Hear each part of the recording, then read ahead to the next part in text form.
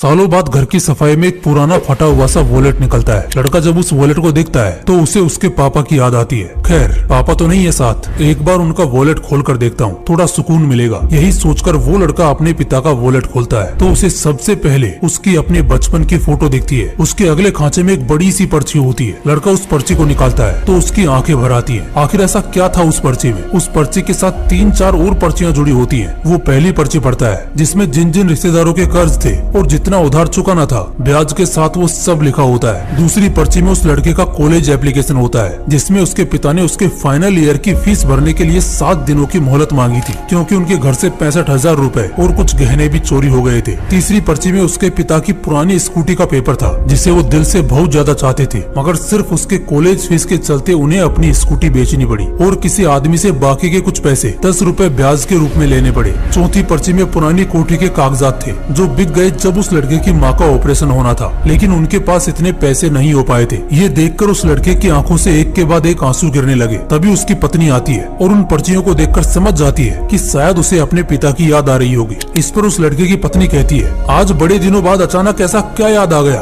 कि इतने आंसू निकल गए? वो भारी दिल के साथ कहता है, कभी मुझे दिखाई नहीं मेरे पिता किस दर्द में थे। कॉलेज के फाइनल ईयर में जो हमारे घर चोरी हुई थी वो किसी चोर ने नहीं बल्कि मैंने की थी, सिर्फ अपने बाइक के लिए। पापा यहाँ कर्ज पर कर्ज भरते रहे, अंदर ही अंदर घुटते रहे और मैं हमेशा उन्हीं को कोसता रहा कि उन्होंने मेरी एक इच्छा तक को पूरा नहीं किया। ना मुझे दूसरे दोस्तों की तरह नए कपड़े ला कर दिए, ना कोई खिलौना दिया, जबकि मुझे शहर के सबसे बड़े स्कूल में पढ़ाने के पैसे थे उनके पास। माँ के इलाज के वक्त भी मेरे पास पैसे थे, लेकिन मैं उन्हें नशों में उड़ाता रहा, दोस्तों पर खर्चता रहा और जब पापा पैसों के लिए फोन करते तो मैं उन्हीं पर भड़क जाता। तब आखिर में जाकर उन्हें अपनी पुश्तैनी कोठी बेचनी पड़ी। इतना बोलते बोलते वो लड़का फूट फूट कर रोने लगा। तभी उस लड़के का बेटा पापा पापा बोलते हुए उसके पास आता है। वो पूछता है, पापा आप रो क्यों रहे हैं? वो एक 7 साल का बच्चा था, उसे क्या ही समझ होगी इन सब की। उसकी नजर उन पर्चों पर पड़ती है, वो 5वां पर्चा जिसे वो लड़का शायद पढ़ना भूल गया था। उसका बेटा उस पर्चे को देखता है और पढ़ना शुरू कर देता है। अरे जानकी, तुम चिंता क्यों करती हो? हमारा बेटा है ना, वो सारे कर्ज चुका देगा। ये दुनिया कहीं काम नहीं आती। आखिर में अपनी औलाद ही तो अपना सहारा बनती है ना। आज उसके लिए कमा लेने दो, कल वो हमें तकलीफ नहीं होने देगा, तुम देख लेना। वो थोड़ा जिद्दी है लेकिन रिश्तों की पूरी कद्र है उसे। मैं चाहता हूँ वो अच्छे से अच्छे माहौल में पढ़े लिखे और आगे बढ़े। जब तक मैं जिंदा हूँ उस पर चिंता की एक झलक भी नहीं आने दे सकता। फिक्र मत करो, तुम्हारे भाई से जो पैसे लिए हैं वो जल्दी लौटा दूंगा, लेकिन अभी इसके हॉस्टल की फीस भर देता हूँ। पिछला महीना खाली चला गया, वरना ये नौबत नहीं आती। अच्छा तुम ये चिट्ठी संभाल कर रखना। अब तो मैं तुम्हारे भाई के पैसे लौटाने के बाद ही ये चिट्ठी तुमसे वापस लूंगा। अपना और हमारे बेटे का ख्याल रखना। वो लड़का ये सब सुनकर फूट फूट कर रोने लगता है और बोलता है, यार सच में पापा को कितनी उम्मीदें थी मुझसे और मैंने क्या किया। दोस्तों आप सोच रहे होंगे उस लड़के को अचानक आज कैसे अपनी गलती का एहसास हो गया। मैं बताता हूँ, क्योंकि वो लड़का अब खुद एक बाप बन चुका है। लम्हा कितनी जल्दी गुजर जाता है ना, ऐसा लगता है जैसे कल ही की बात है। एक नन्हा मुन्ना सा हाथ भर का लड़का अपने पापा की गोद में दुनिया का सबसे पहला लम्हा जी रहा होता है। कितनी ख्वाहिशें, कितनी तमन्नाएं होती होंगी उस बाप की आंखों में जब वो अपने उस छोटे से बेटे को अपनी गोद में पुचकार रहा होता है। उस नन्ही सी जान से उस बाप ने कुछ ही पलों में ना जाने क्या क्या उम्मीदें लगा ली होंगी। हाँ भाई निकम्मो,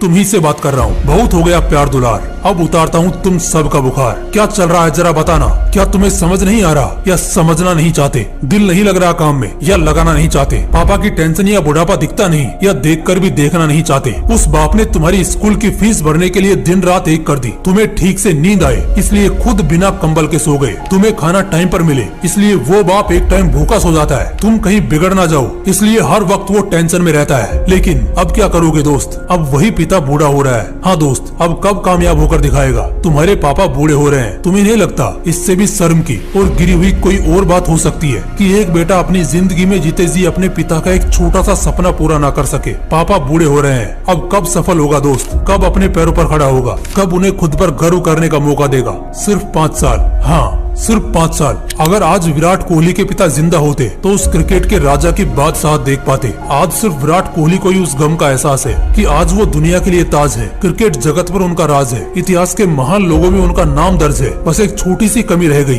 कि पिता को कभी अपना खेल नहीं दिखा पाए। बेशक जहाँ कहीं भी उनके पिता होंगे विराट की कामयाबी उनसे छिपी नहीं होगी, लेकिन क्या इस बात से विराट को तसल्ली मिलेगी? शायद कभी नहीं। ऐसा बहुत कम लोगों के किस्सों में होता है। शाहरुख खान को देख लो, आज भी उस बंदे को बस इसी बात का अफसोस रह गया कि जीते जी अपने माँ बाप के सामने वो अपनी शोहरत ना हासिल कर पाए। खुद उन्होंने कहा है, कि बहुत किस्मत वाले होते हैं वो लोग जिनकी कामयाबी में उनके माँ बाप साथ होते हैं। ऐसे गिन गिन के नाम लेने जाऊंगा ना तो लिस्ट इतनी लंबी हो जाएगी कि मुझे इस वीडियो के 10 पार्ट बनाने पड़ेंगे। लेकिन सवाल वो किससे गिनाने का नहीं बल्कि तुम्हें समझाने का है, हम सबको समझने का है कि हम क्या इतने बुज़दिल निकले कि हमारे पिता बूढ़े हो रहे हैं और हम उनका सहारा भी ना बन पाए। विराट कोहली और शाहरुख खान की तो किस्मत में वो लम्हा नहीं था क्योंकि उनके पिता उम्र से पहले स्वर्ग सिधार गए। इसमें उनका कोई कसूर नहीं क्योंकि हालात चाहे कितने भी बुरे रहे हों उन्होंने कामयाब होकर दिखाया जरूर। किस्मत ने उनके साथ धोखा किया, इसमें उनका क्या कसूर था। लेकिन मैं पूछता हूँ तुमसे, तुम्हारे जिंदगी में भी क्या किस्मत का कसूर है? नहीं रे,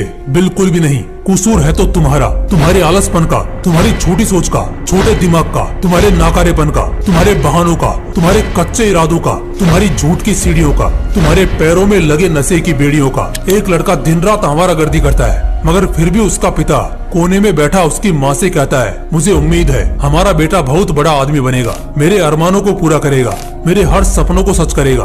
अच्छा, जब ये सारी बातें माँ से तुमको पता चलती है तो क्या रूह नहीं कांपती? क्या दिल में उबाल नहीं आता? क्या ऐसा नहीं लगता कि यार हम कितने पीछे रह गए इस दुनिया की दौड़ में? लेकिन तुम ये सब सोचोगे कैसे? इतनी फुर्सती कहाँ है तुम्हारे पास? और शर्म तो खैर बहुत दूर की बात है। जब बंदा पूरे दिन इंस्टाग्राम चलाएगा, सोएगा, खाने के लिए बच्चों की तरह नखरे दिखाएगा, छोटी छोटी चीजों के लिए रोता नजर आएगा, तो ऐसे में उसे ये सब सोचने की फुर्सत कहाँ मिलेगी? यही तो लानत है युवाओं पर। कॉलेज या क्लास की किसी लड़की की आंखों से लेकर उसके कैरेक्टर तक को देख लेते हैं, जज करने लगते हैं। किसी लड़की की हल्की सी मूंछ पर 10 फुट लंबा हाथ आगे बढ़ जाता है। लेकिन उन्हीं लड़कों को अपने माँ बाप का दुख, अपने माँ बाप की तकलीफ और उनका संघर्ष कभी दिखाई नहीं देता। माँ बाप कभी बताते नहीं, कभी जताते नहीं। तो क्या इसका मतलब उन्हें किसी तरह का दुख नहीं होता, उन्हें तकलीफ नहीं होती? तुम्हें शायद मालूम भी नहीं होगा कि कितना कर्ज होगा उन पर। इन सब के बावजूद भी वो अपना दुख तुम्हारे सामने कभी झलकने नहीं देते। अपने आंसू तुम्हें कभी दिखाते ही नहीं ताकि तुम्हें प्रेशर महसूस ना हो। जिंदगी में तुम खुश रहो, सिर्फ इसके खातिर एक माँ अपनी खुशियाँ त्यागती है और बाप अपनी उम्र। बदले में क्या ख्वाहिशें रह जाती है उन माँ बाप की अपने लड़के लड़कियों से? सिर्फ वो इतना ही तो चाहते हैं ना कि उनके बच्चे एक नाकाम नहीं बल्कि एक सफल जिंदगी जिए। अब तुम्हें क्या करना है ये तुम बहुत अच्छी तरह जानते हो। जय हिंद, जय श्री कृष्ण।